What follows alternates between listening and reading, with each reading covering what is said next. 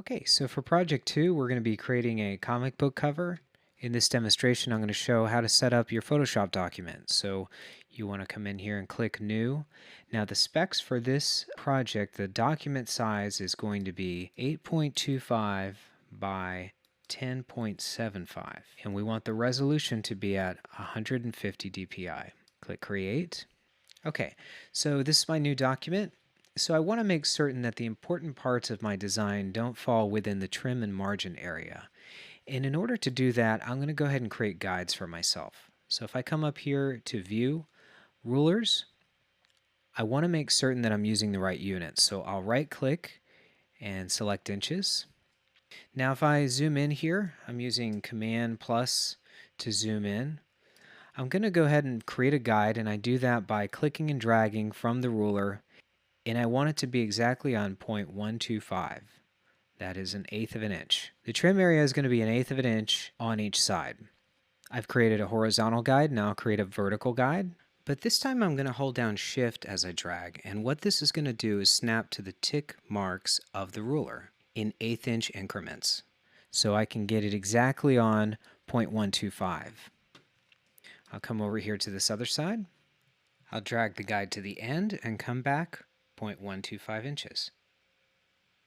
And then I'll do the same with the bottom. I'll go to the end and come back 0.125. Now this trim area is important because if we send this out to get this professionally printed, we need to consider that this area might be off by 1/8 of an inch on each side. So that is why we have this trim line here. So the margin area is going to be 1/4 of an inch on each side. And we'll do that by dragging our guide. From here we'll hold down Shift and come out 1/4 of an inch.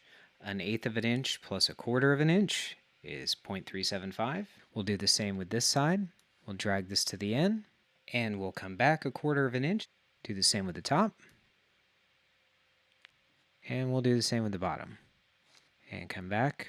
Okay, so now we've set up the guides. If we want to turn off the guides, we can come up here to View, Show Guides, and it hides the guides. Now if we want to bring them back, we can come back up here into the View menu, but the quicker way to do that is to use this keystroke here, Command semicolon. Command semicolon will allow me to bring the guides back in and take them out. Now in this week's module, I have included a template of this document that you can use to compare. And you can drag and drop this into your document just to verify that everything is correct. And if your document is the correct size, then all of the guide areas should line up with the template. Now you want to make certain that as you're doing your design, that you keep the essential parts of the design away from this trim and margin area. So the trim area for this project is 8 inches by 10.5 inches, and we can verify this by using the ruler tool. And with this tool I can measure from the intersection of the trim area from one side to the other and get the exact measurement. 8 inches, we'll measure from, we'll hit clear, then we'll measure from the top trim intersection to the bottom trim intersection, and you can see that this one's 10.5 inches.